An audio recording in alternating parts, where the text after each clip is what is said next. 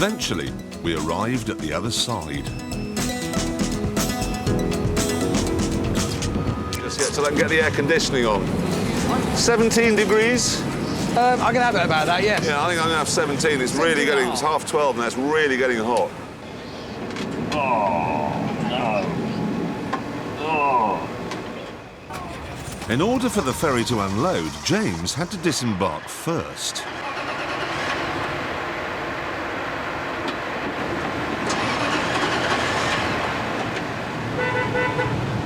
Hang on a minute, bloke, something's not quite right.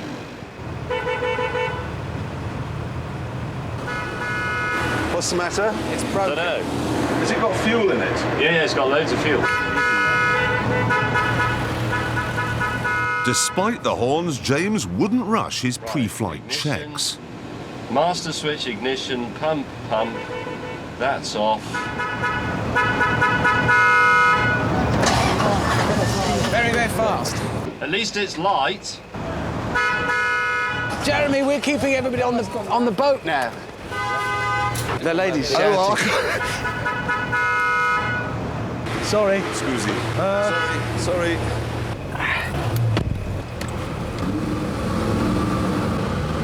I can't get through there. Back up.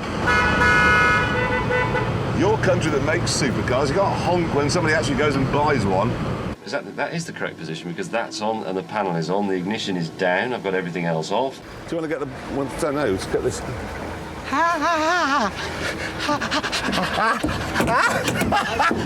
That's the hottest thing in the world.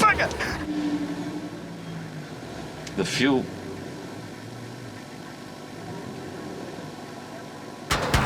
With the idiot's car now working, we found the road on the other side of the lake was a boring dual carriageway. Still, there was one good thing. We were heading north to where I'd wanted to go in the first place, Switzerland. Please, let's find something good. We did.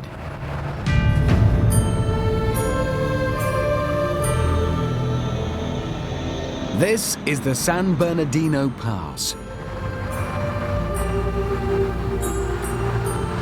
Wow.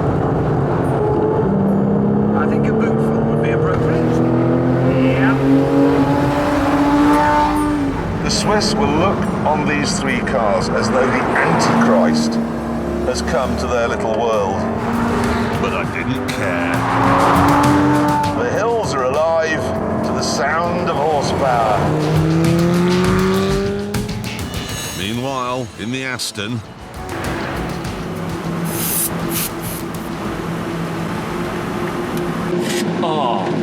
Oh.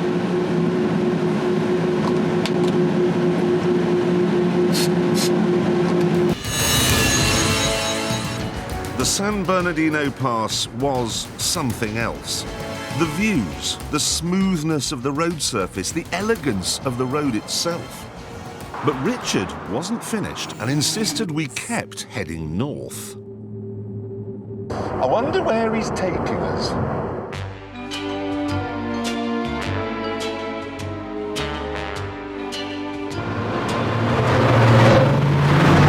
Wow. Liechtenstein. The only thing I know about Liechtenstein is they make more false teeth here than anywhere else in the world. Which is probably why Hammond has brought us here. All I do is hope it contains a brilliant road, and I have a good feeling about this place. And so, outside the, museum, I pulled over to consult our map.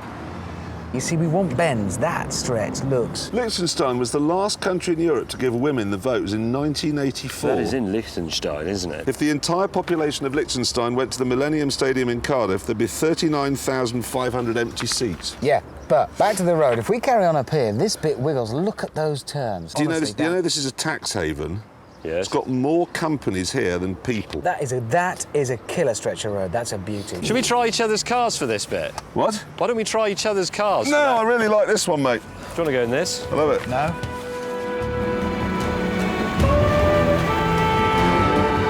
Right, so this, theoretically, is the start of the greatest driving road in the world.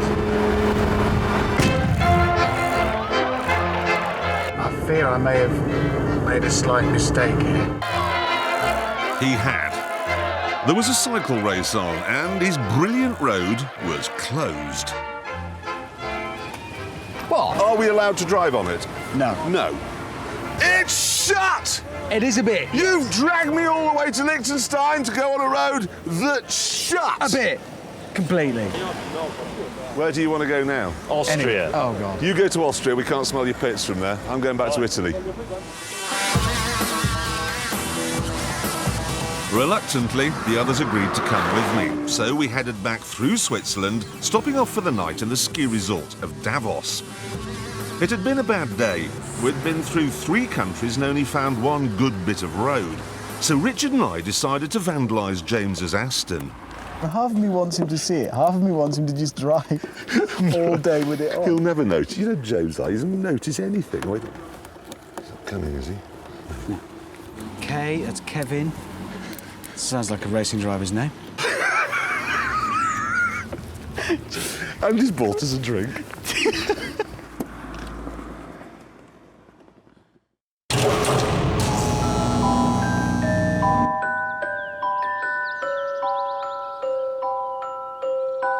You're all right. You're all right. The next morning, we headed south out of Davos and couldn't quite believe what we'd stumbled on.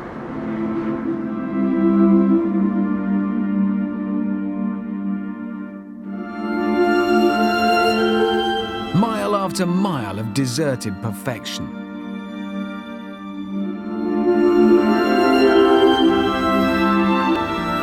What was God thinking of when he gave the Swiss this place? Plainly, it should be ours.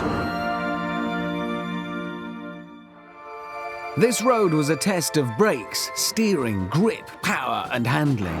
An ideal place then to reflect on the cars we'd brought on our motoring holiday.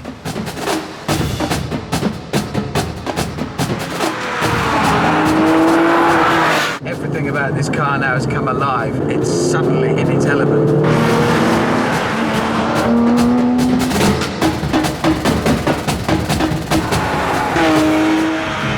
God, this thing just tracks so perfectly.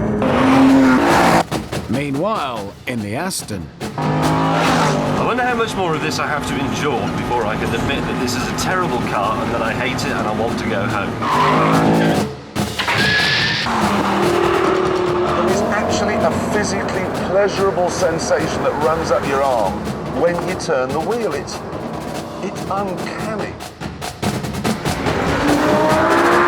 Tony Clarkson today married a Lamborghini and moved to Switzerland.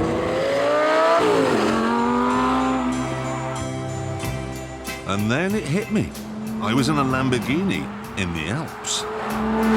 All I need is a pair of sunglasses and some Matt Monroe.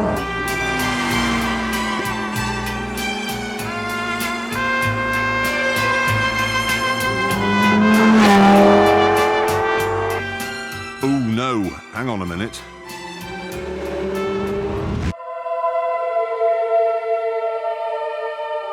We'd all pretty much decided that we'd found driving heaven. Well, 2 of us had.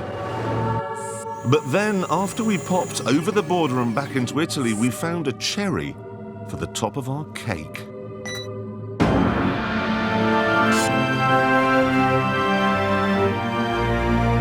The Stelvio Pass.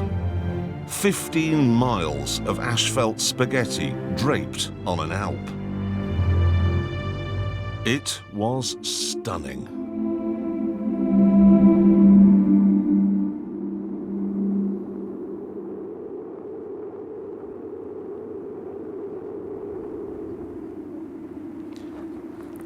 Should we do it?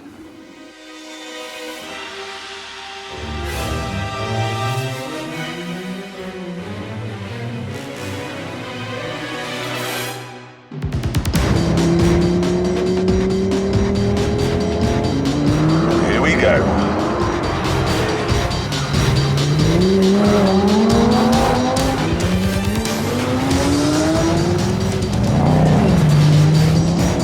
The drops!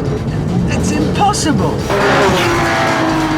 But over the edge here, you'd have time to phone the insurers. There's no other way way of saying it, this is a magnificent piece of road building.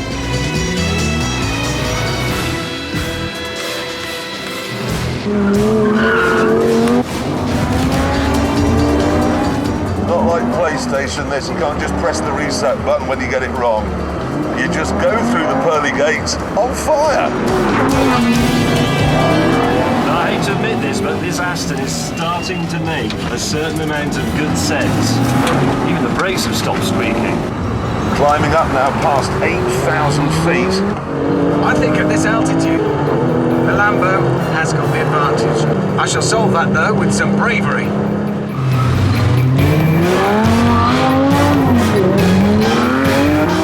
This is hard work. If I had no air conditioning, I'd look ridiculous now.